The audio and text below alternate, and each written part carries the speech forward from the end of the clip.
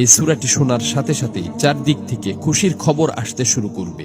এই সূরাটি মূলত তারাই শুনবেন যারা খুবই অভাবে আছেন, কষ্টে আছেন, কোনোভাবেই যাদের মনের আশা পূরণ হচ্ছে না, যারা গরিবি দূর করতে চান, ঋণ পরিশোধ করতে চান, এবং যারা চাকরি হারিয়ে দিশেহারা হয়ে পড়েছেন, কোনোভাবেই কোনো মাধ্যম খুঁজে পাচ্ছেন না।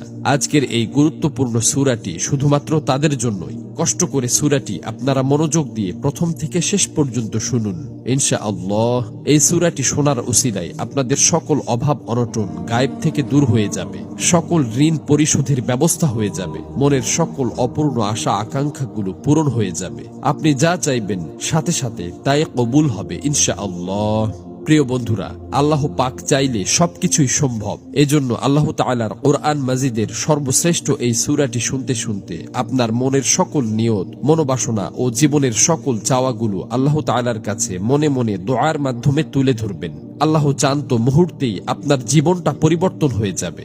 প্রিয় বন্ধুরা, জীবনে তো অনেক প্রচেষ্টাই করেছেন, একবার না হয় কোরআন মাজিদের এই সূরাটির উপর বিশ্বাস রেখে প্রথম থেকে শেষ পর্যন্ত শুনলেন। এই সূরাটি শোনার পর আপনি নিজেই বাধ্য হবেন আমার জন্য দোয়া করতে। এই সূরাটি এখন পর্যন্ত লক্ষ লক্ষ কোটি কোটি মানুষ শুনেছে এবং সকলের ভাগ্য অলৌকিকভাবে পরিবর্তন হয়ে গেছে। আমার কথা বিশ্বাস হচ্ছে না? তাহলে সূরাটি একবার শুনেই দেখুন। এই সূরাটি মূলত কোরআন মাজিদের অন্যতম গুরুত্বপূর্ণ ও পাওয়ারফুল একটি সূরা। সূরাটি এ পর্যন্ত যতজন শুনেছে ততজনের সকল নিয়ত আল্লাহ তাআলা পূরণ করে দিয়েছেন। মনের ইচ্ছা পূরণের জন্য এই সূরাটি সর্বশ্রেষ্ঠ সূরা। আমি শুধু মুখেই বলছি না, সূরাটি শোনার পর আপনারা নিজেরাই প্রমাণ দেখতে পাবেন। এজন্য কোরআন মাজিদের উপর বিশ্বাস রেখে দ্রুত সূরাটি একবার শুনে নিন। ইনশাআল্লাহ সাথে সাথেই রেজাল্ট পাবেন। মহান আল্লাহর কাছে দোয়া করি, হে আল্লাহ, যারা যে নিয়তে যে উদ্দেশ্যে এই সূরাটি সম্পূর্ণ শুনেছে এবং শুনবে, আপনি তাদের জীবনের সকল উদ্দেশ্য এবং মনের সকল আশা আকাঙ্ক্ষা গায়েব থেকে পূরণ করে দিন। আমিন। কমেন্ট বক্সে আপনিও আমিন লিখে উন্মুক্ত দোয়ায় শরীক থাকুন, কেননা কে জানে যে কার মুখ থেকে বলা আমিন কখন কবুল হয়ে যায়। তো চলুন সূরাটি শুনে নেওয়া যাক। أعوذ بالله من الشيطان الرجيم بسم الله الرحمن الرحيم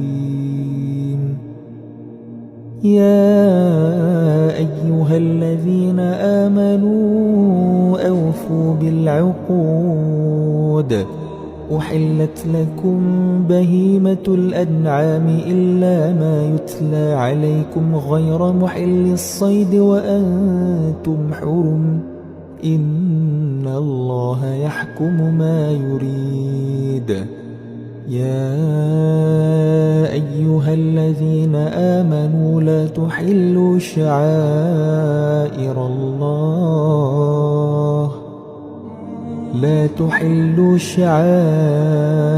الله ولا الشهر الحرام ولا الهدي ولا القلائد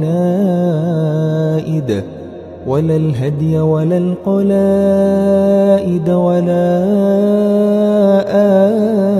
آمين البيت الحرام يبتغون فضلا من ربهم ورضوانا وإذا حللتم فاصطادوا ولا يجرمنكم شنآن قوم أن صدوكم عن المسجد الحرام أن تعتدوا